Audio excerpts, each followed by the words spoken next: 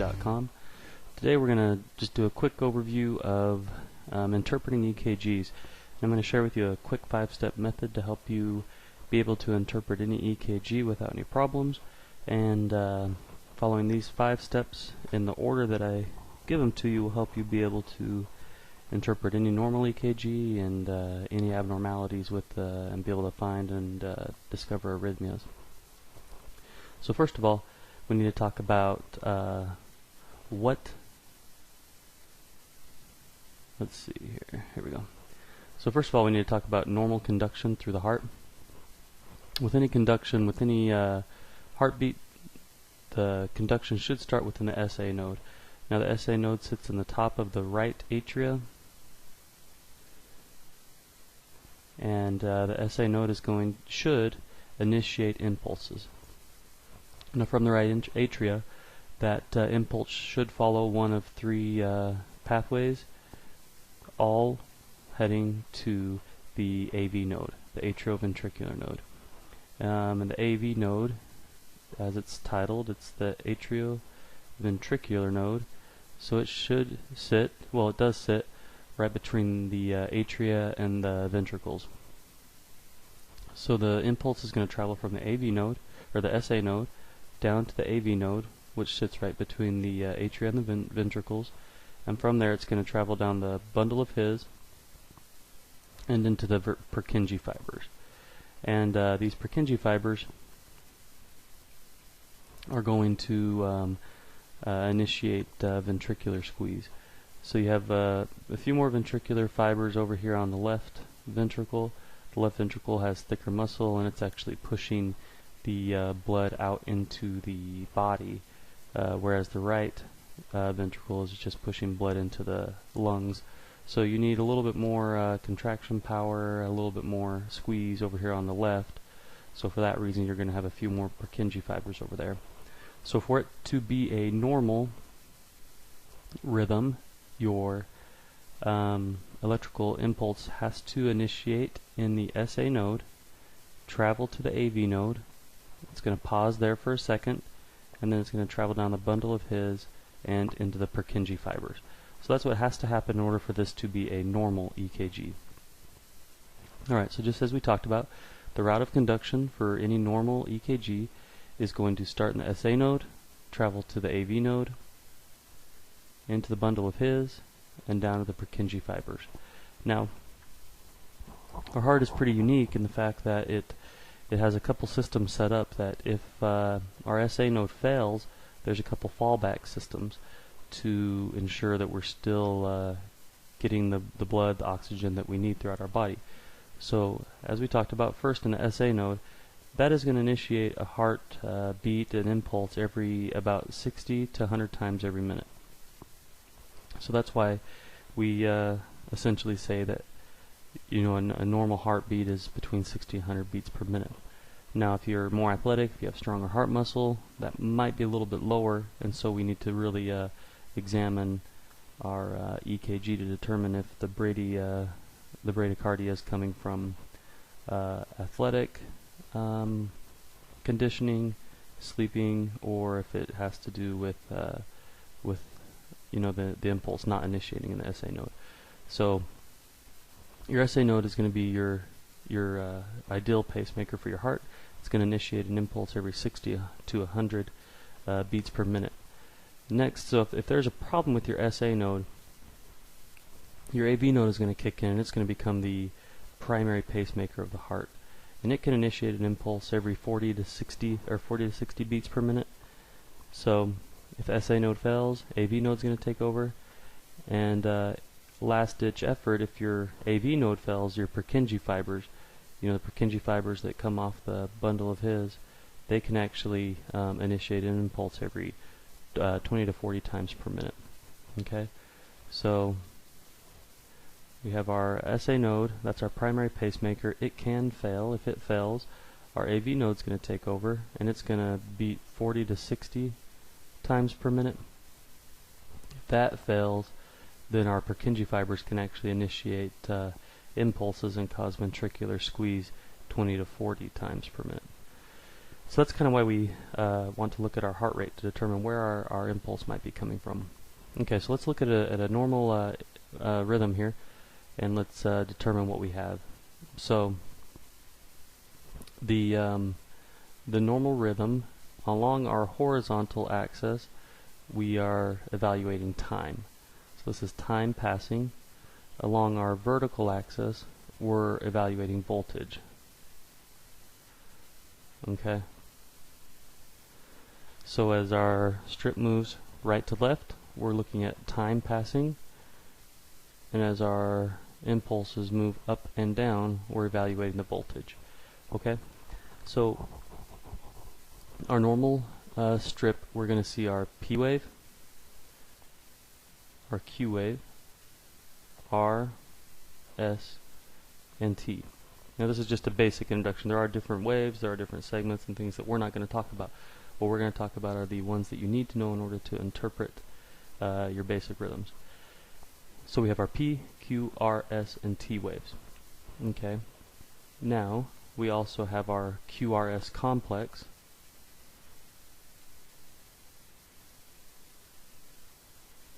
Okay. Our QRS complex. We also have our PR interval. Okay, PR interval. And that's really kind of what we're going to evaluate. We're going to evaluate our P waves, our QRS complex, our PR interval, and we're going to evaluate our P to QRS ratio.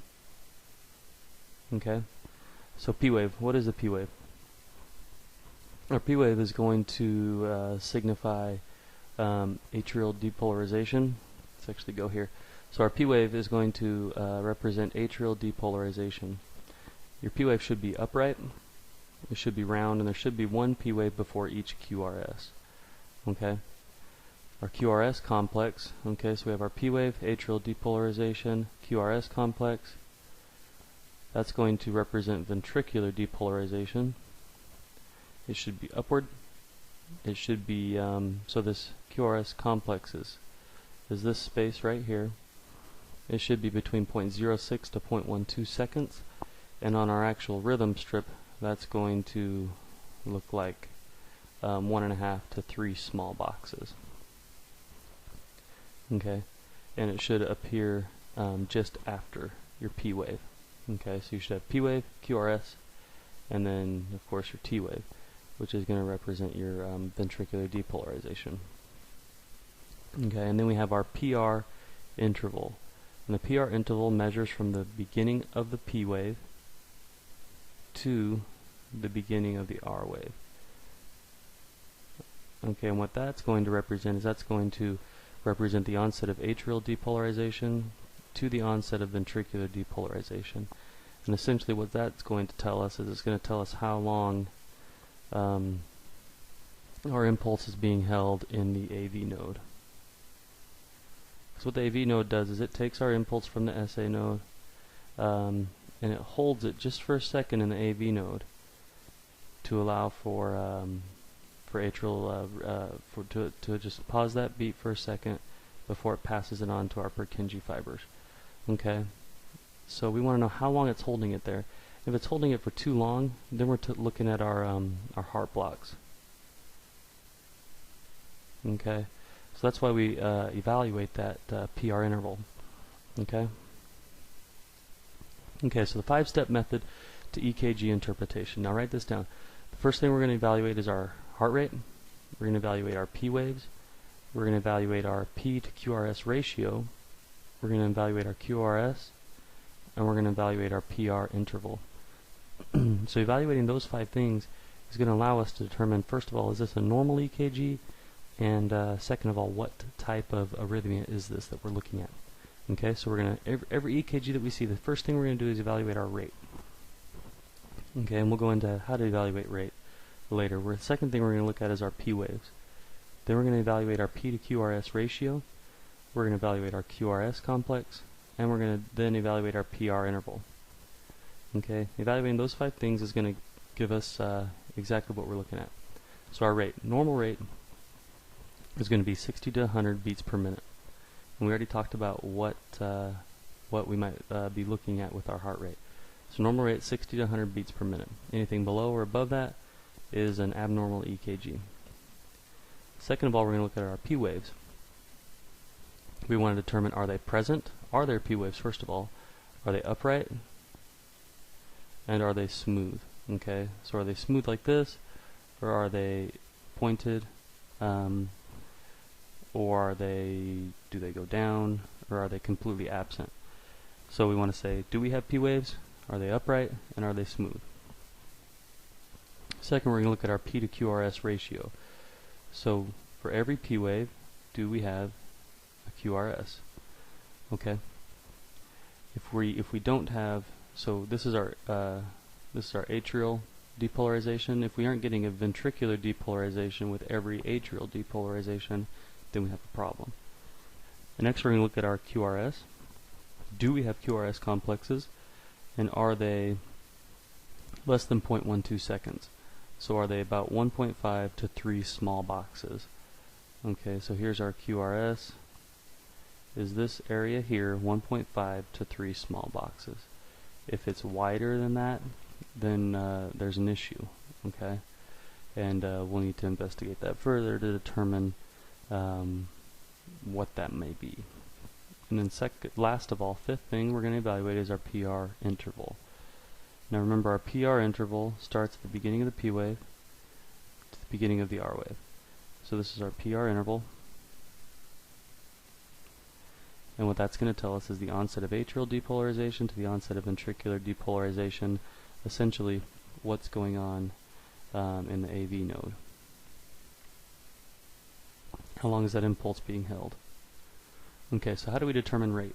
So every EKG strip is going to be divided into large boxes, and within each large box there's going to be small boxes. So each large box represents 0.2 seconds. Okay, and each small box is going to represent 0.04 seconds. Okay, so we can just count these small boxes between our QRS.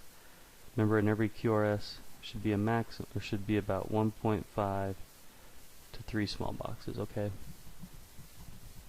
so we can evaluate our QRS based on these facts. So large box is 0.2 seconds, small box is 0.04 seconds.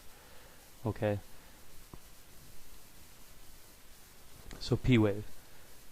What are we looking at? We're looking for it to be upright. We're looking for it to be smooth. And we're looking that it's coming before the QRS. Okay, so these are our normal P waves. Before each QRS, upright and smooth.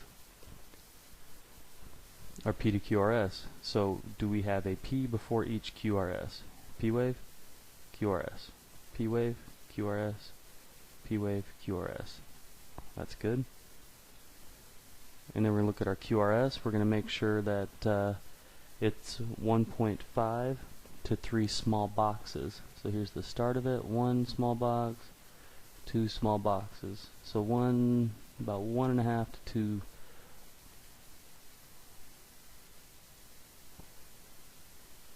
Okay, so that's about 1.5, 2 small boxes there. So that is going to be a normal QRS complex, as long as it's between 1.5 to 3 small boxes. That's going to be a normal QRS. Okay. PR interval. So our PR interval is going to represent the onset of atrial depolarization to the onset of ventricular depolarization. Okay, so what we want our PR interval to be, we want it to be 3 to 5 small boxes. So onset of P wave to beginning of the R wave, about right there. Okay, so we want to count how many small boxes between there. 1, 2, 3, 4, about 4.5 or 5. So that's just on the edge of a long PR interval. But we want it to be between 3 to 5 small boxes. Okay, and that one just fits within that criteria. 1, 2, 3, 4.5, 5. Okay, so those are the 5 things that we're going to evaluate. And we talked about what everything means, so we're looking at our P, we're looking at our QRS, we're looking at our PR interval, and we're looking at our P to QRS ratio. Those are the things we're looking at. We're looking at rate, first of all. We're looking at QRS. We're looking at P wave. We're looking at P to QRS. And we're looking at our PR interval. Okay? So those are the 5 things that we're looking at. Rate, 60 to 100. QRS, are they present? Are they 1.5 to 3 small boxes? P wave, present, upright, smooth. P to QRS, we want it to be 1 P for every QRS. And our PR interval, we want them to be 3 to 5 small boxes. Okay? So let's start. Here's an example here. So what's our rate? So there's a couple ways to determine rate. If you are looking at a 6-second strip, if you're looking at a 6-second strip, you just count the number of, you can either count the number of P waves, or you can count the number of R QRS complexes, and that will give you your rate if you multiply that by 10. If it's a 6-second strip, you count waves times 10. If it's not, or to be more precise, you can take you count the number of large boxes between your R waves or your P waves, and you divide 300 by that. Okay, so we'll use that method. So let's count our number of R's. So here's 2 R waves, and let's count the number of large boxes between those. So here's 1 large box, 2 large box, 3, 4, 5, about 6 large boxes. So we're going to take 300 divided by 6. That's going to give us a heart rate of about 50 beats per minute. So we've determined our heart rate. It's about 50. So we already know that's abnormal. Okay, that's below 60, so it's abnormal. Next we're going to look at our P waves. Do we have P waves? Here's a P wave. Here's a P wave. Here's a P wave. So we have P waves. They're upright and they are smooth. So P waves are normal. And next let's look at our P to QRS ratio. So here's P wave, QRS follows it, P wave, QRS follows it, P wave, QRS follows it. So P to QRS ratio is normal. Next we're going to look at our QRS. We're going to say, do we have QRSs? Yes. Okay. And then we're going to say, is it between 1.5 and 3 small boxes? So QRS. Okay. So it's 2 small boxes. Let's check this one. QRS. Okay, about 2. QRS. About 2. So it's less than 3. So that's correct. That's what we want. And next we're going to look at our PR interval. For our PR interval, we want it to be between 3 to 5. So we'll take the beginning of our P, 1, 2, 3, 4, 5. So that's 5. PR interval equals 5 small boxes. So that's correct. We'll do it again. P, 1, 2, 3, 4, 5. So about 5 small boxes again. So everything is normal on this EKG here, except that our rate is a little bit slow. So other than our rate, everything is normal. So we can determine from this that this heart or this rhythm is in fact sinus bradycardia. Okay, let's do one more example. So what's our rate? All right, let's look at our ventricular rate and let's look at our atrial rate on this one. So between the ventricles, we're looking at about 1, 2, 3, about maybe 4 or so large boxes between each R wave. So we're looking at a ventricular rate of about 75 beats per minute. And we can look at our atrial rate. We have about 1, 2, 3, 4, 5 or so. Okay, so our atrial rate is obviously much. Okay, let's look between. So we have about one small box or one large box between each P wave. So our atrial rate is about 300 beats per minute. Okay, so there's our rate. So a ventricular rate is about 75 beats per minute. Our atrial rate's about 300 beats per minute. Okay, do we have P waves? All right, do we have P waves? Yes, we do have P waves. Okay. Are they smooth? Are they upright? They're not smooth at all. They're very jagged. They're very sawtooth. So they look like a sawtooth here, our P waves. So our P waves are not normal. Our P to QRS, do we have one P for every QRS? So is it 1 to 1? No, it's about 4 to 1. So that's abnormal. QRS, okay, for our QRS, we're going to look at, do we have QRS? Yes. Is it 1.5 to 3 small boxes between each? QRS, about 1.5. QRS, about 1.5. So our QRS are normal, so that's going to say that our ventricles are depolarizing appropriately. So let's look at our PR interval. We can't really determine our P to R interval because we don't have the 1-to-1 ratio that we need. So our rate, about 300. We got P waves are sawtooth. Oops. And our P to QRS about 4 to 1 or so. So this is an abnormal EKG, and we can tell that the problem is coming from our atria, right? Because our ventricles, our QRS is normal. That tells us that our ventricles are working appropriately. However, something's going on in our atria. We're getting a lot of firing going on from a lot of different places within our atria, although they are depolarizing because we're getting these defined waves here. So this rhythm is actually called atrial flutter, and because of those sawtooth waves, sawtooth P waves, we can determine that. So we have our heart here. Now our QRS, our QRS look normal, right? So we had our normal QRS. So that's telling us that our ventricles are fine. Ventricles are firing appropriately, and the rhythm is traveling right there. But we had the sawtooth P waves. So what that's telling us is that there's a lot of places within the atria that are firing, and that's giving us this multiple atrial firings going there for each ventricular firing. So you're getting all these firings here, but our AV node is actually filtering those waves, and it's only sending one down, okay, at an appropriate rate from our AV node.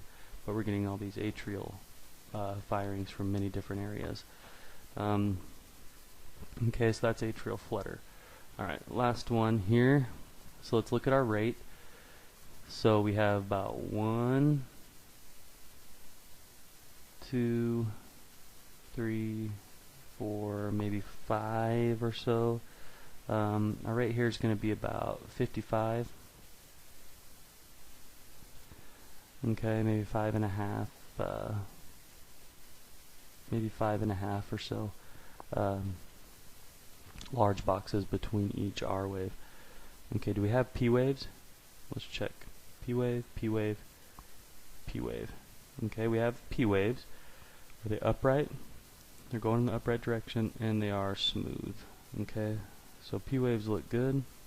QRS, or P to QRS. Here's P wave before QRS, P wave before QRS, P wave before QRS. That's correct.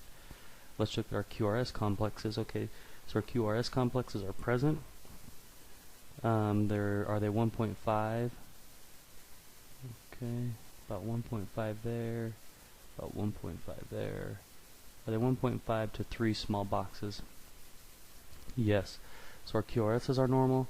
Let's look at our PR interval. So what we want to determine with our PR interval is it between 3 to 5 small boxes. Okay, so here's our R wave right there. Here's the onset of our P. So 1, 2, 3, 4, 5, 6 and a half. 1, 2, 3, 4, 5, 6 and a half. So our PR interval is long. It's greater than 5 small boxes.